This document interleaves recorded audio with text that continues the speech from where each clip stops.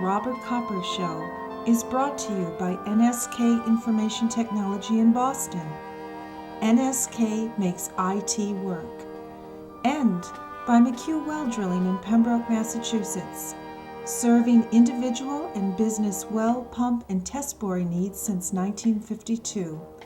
And now, we present your host, Mr. Robert Kopper.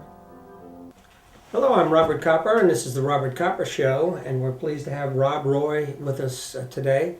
Rob was a pilot of a torpedo bomber during the Second World War, and Rob's going to read to us a letter he wrote to his mother during the Second World War as he was in basic training in Kilgore, Texas. So, Rob, could you read that letter? Okay. This is dated January 1943. Dear Mother, I'll be raving about this section of country for years to come. It is wonderful.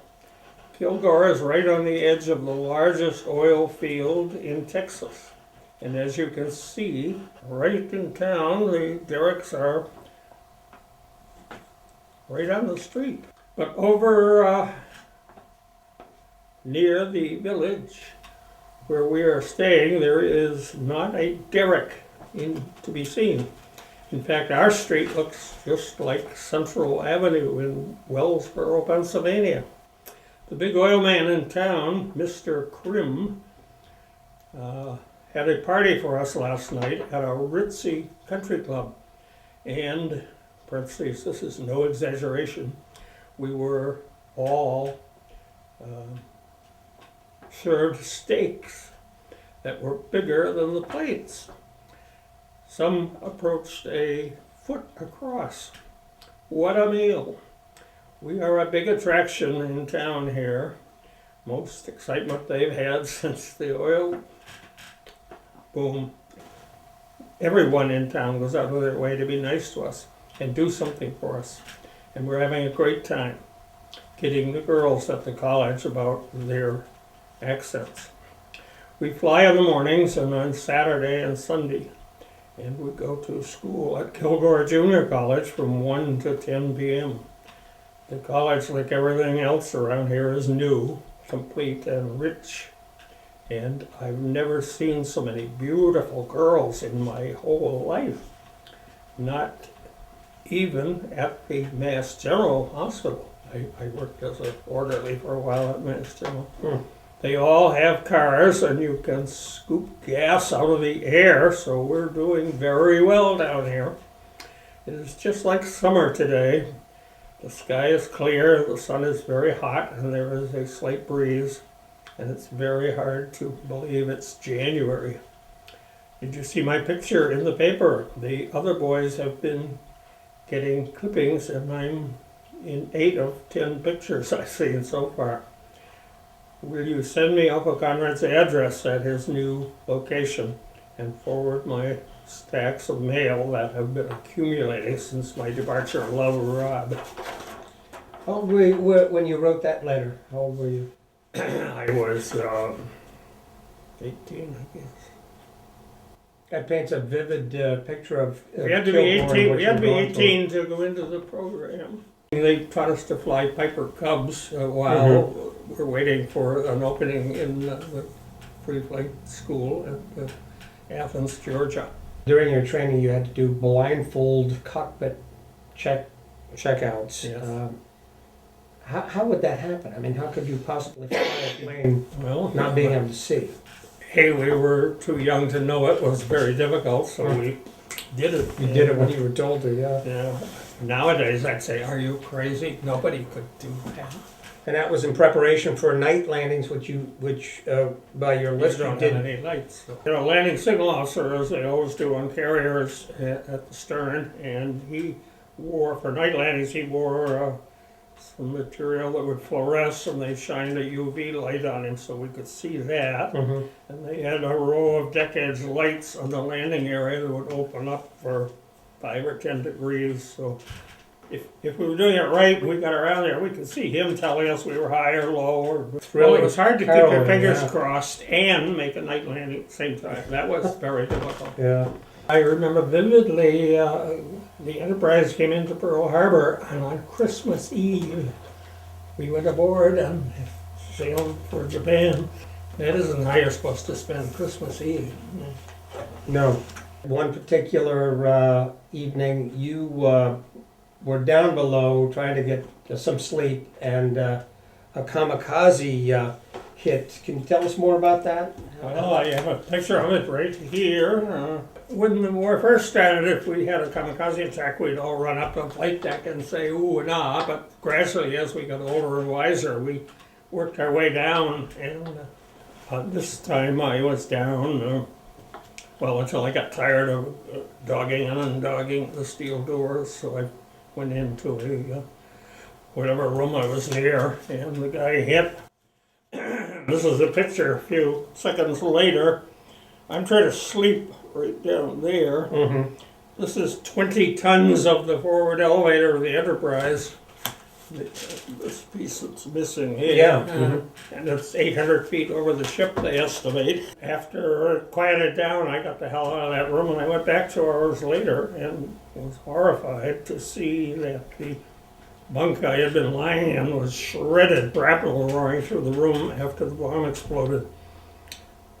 For some reason that I'll never understand, but I go to church anyway. I climbed, just before he hit, I climbed out of the bunk and crouched down 2 feet away, and bang, and off it went when I got out of there. When I went back, 2 feet away, it was untouched. But had I not done that, had I said, and stayed in bed, I would have had 8,000 puncture wounds. You were describing how amongst the other pilots, you got into discussions about how you would react if you had to become a kamikaze pilot, if you had to ram into the ship. Yeah, we used to have long sessions on that because we were trained to do what you're told. Yeah. And we always did it. But if they told us to take ourselves out and plow into an enemy ship, we were trained to drop a missile on it and get the hell out. But these guys were told to keep going and plow right in, and we often wondered what we'd do. About this time we read a report of them capturing a Jap kamikaze pilot who made a water landing just before he hit his target, and he got pulled out. And he had some lame excuse like my engine quit or something. And we smiled because we said, that's how we'll handle it. Yeah. We'll land in the water. And he spoke English? They had interpreters to interview these guys. So these are part of your orders?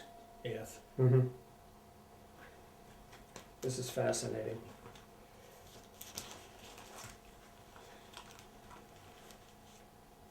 Now this January 15th, 1943 would be just the beginning. Your aviation cadets leave for training in the Southwest, so that's when you went down to Kilgore. That's it. Now, was this one of your training planes? The only planes we flew were Piper Cubs. Yeah.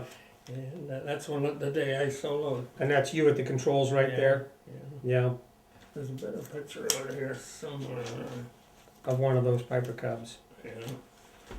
But it was a civilian plane that had 45 horsepower engine. Yeah, I was going to say it'd be quite... Well, it was to get us going while we're waiting for the official Navy. This wasn't a Navy program. This was a civilian program. We could run faster than the Piper Cub could fly through the air. Really? And here is your first my report card from the Kilgore College. Flight training, elementary level. Mathematics, physics, it's great. You must have been a great aviator, 100s and 90s.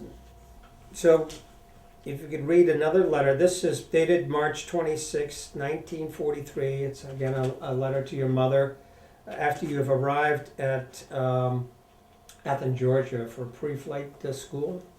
Dear Mother, we arrived here from Dallas at 1:30 a.m. after traveling on dirty day coaches the entire trip. By the time we had signed papers and made our beds and attended to everything, they allowed us to get to bed at 3:50. At 6 a.m. we rose and put in a very long day.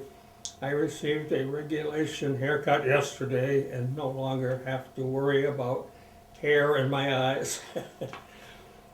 We have been issued a beautiful officer's combination overcoat and raincoat, and we have been measured for dress blues and dress whites, midshipmen's uniforms. We have been given 4 pairs of shoes and countless amounts of shirts and small stores. I am bunking in WASP barracks. Parentheses, all barracks are named for aircraft carriers. On the main deck. Navy uses decks for floors. All of the boys who were at Kilgore from Boston are on this deck, and one is rooming with me along with 2 others from Washington, D.C. and Virginia. So far, from 6 a.m. in the morning until 10 p.m., we have not had more than 30 minutes free time at one period. We will not receive liberty until we have been here for at least 1 month. Everything we do here must be done perfectly. We spend approximately 1/2 an hour making the bunk in the morning. We have to keep our gear in appointed places, done to the smallest, most insignificant pieces of equipment, down to it. I shall send home my suitcase with all my civilian clothing as soon as I have a chance. I have already mailed a package from Kilgore. This school is located on the campus of the University of Georgia, which has the largest, most beautiful campus I have ever seen. The Navy took over many of the buildings and built some of their own. The school is very large itself. There are 2,500 cadets in training here at all times. New groups enter and leave every 2 weeks. We will not finish our course until the latter part of June. I'll write again the first time I have a free moment. With love, Rob. That's very nice. Well, they made us do it. We didn't write letters our own. You will sit at a desk and write a letter to your mother. Well, it's good that they did that. I mean, I don't think kids email nowadays. People email, but they don't write letters as much. Now, this is the graduating class from Athens. This is the whole Athens class. Yeah. Now, how many guys is that now? That's, what, about 60? Where are you in here? Who's this gentleman? He's not a gentleman, he's a naval officer. These guys, they were naval officer? teachers or Yeah. corral. This fellow is obviously of higher rank. This Western Union Telegraph dated. They didn't have email in those days. Yeah. March 23rd, 1943. Now this talks about, is this to your mother telling her that you're going to Athens, Georgia? Okay. To a map of the campus. For your mother to send that along in a letter. Would you like to read another letter? I do what I'm told. I haven't read These letters are fascinating. April 5th, So we're moving along 1943. in time. Dear Mother, we are really in the swing of things now, and I'm very busy all the time. Our new platoon, F2B, won the honor of being picked from the entire 21st Battalion to attend a dance at the AOP sorority here at college Saturday night. Sunday I was on watch as CCBO, cadet in charge of battalion office. And I ran the barracks for a day. You have to stand watch 24 hours a day at 2-hour alternate watches. I had my only security watch at night last week, and one day from 10 to 12 p.m. and just missing 2 hours of sleep. I was dead in the morning. As you can see, we are rooming with a hero. He and I share a locker and a double bed.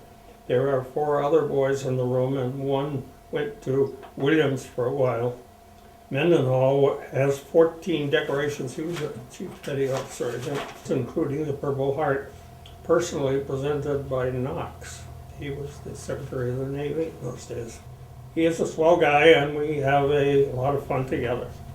I also met Mr. Steele, coach from Central Junior, here at the swimming pool one afternoon.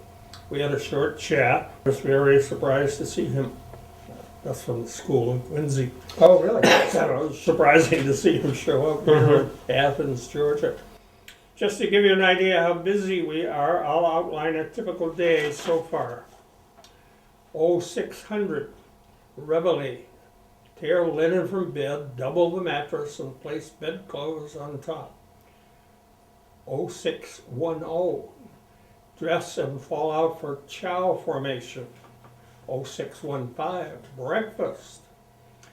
And then make bed, clean room and locker, shave, wash, and shine shoes. 0745, class formation. 0800, military drilling on parade ground. 0915, radio code practice.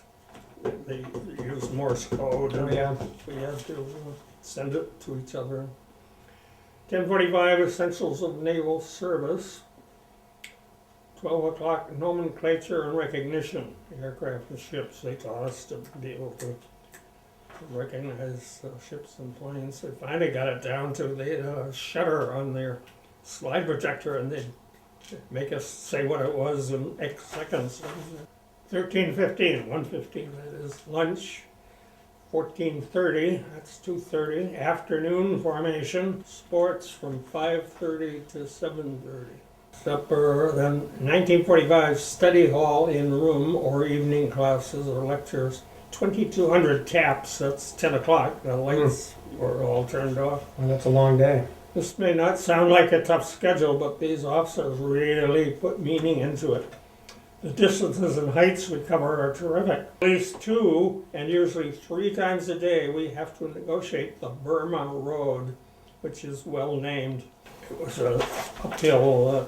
The campus of the University of Georgia is on 2 huge hills, and 3 round trips a day means 6 climbs. I have drawn a map of the Navy part of the campus to give you an idea of our daily mileage. Well, 1 week is over. Only 11 to go. With love, Rob. So they really ordered you to write the letter. You didn't do it on your own. I would never probably have written. This is dated July 15th, 1943 from Olathe, Kansas. After we graduated from pre-flight school at Athens, Georgia, they sent us to Olathe, Kansas to fly Navy Yellow Perils, they were called, biplanes. They were the best, they were the most fun airplane in the whole war. Dear Mother, today I soloed. I received an up check from one of the check pilots, and then I flew solo for an hour and a half. From now on, I'll be flying 3 or more hours every day. On my check ride, I had to do a 360-degree climbing turn, 2 720-degree power turns, a 360-degree spiral, a 2-turn precision spin, and 2 landings. He cut the throttle several times unexpectedly to simulate an actual forced landing, and I brought the plane down into the fields. I picked successfully, so now I'm in B stage. We are not allowed to practice spins solo for the first part of the B stage. A spin is scary. You shut off all the power of the engine, and then you keep pulling the nose up until it stalls, and then it whips into a death spiral. They thought it was important that we know how to do that. He cut the throttle several times unexpectedly to simulate an actual forced landing, and I brought the plane down into the fields they picked successfully. So now I'm in B stage. We are not allowed to practice spins solo for the first part of B stage because there is a definite way of recovering in these planes, unlike the Piper Cubs. And if not executed properly, the plane will not pull out. I have had no trouble while doing them with the instructor. The plane is put into a very peculiar spinning action, and everything is reversed from the, on the normal spin, you stall it out and it circles down. On an inverted spin, you stall it out upside down, and that's violent. I remember those were awful. This causes a very peculiar spinning motion, and everything is reversed from the normal spin. Yeah, in this spin, the centrifugal force tends to throw you out of the cockpit, so if you don't have your thing buckled, chung, all of a sudden you're a bird. The rules about no leave for cadets has been rescinded, and now everyone gets leave on completion of primary training. And this means I'll probably be able to get home in September sometime. If I get leave, I shall try to get a ride on either the Army or Navy transport planes that fly from Kansas City and our field to New York. We'll love her up. Well, that was a fascinating insight into these letters. A fascinating insight into what was going on in your life at that time, and the letters to your mother, letting her know in detail what you were doing at that time. And I think next time we'll go into more of the war, the actual war, and we'll look into that. So thanks so much for this. Excellent. And thank you for joining us.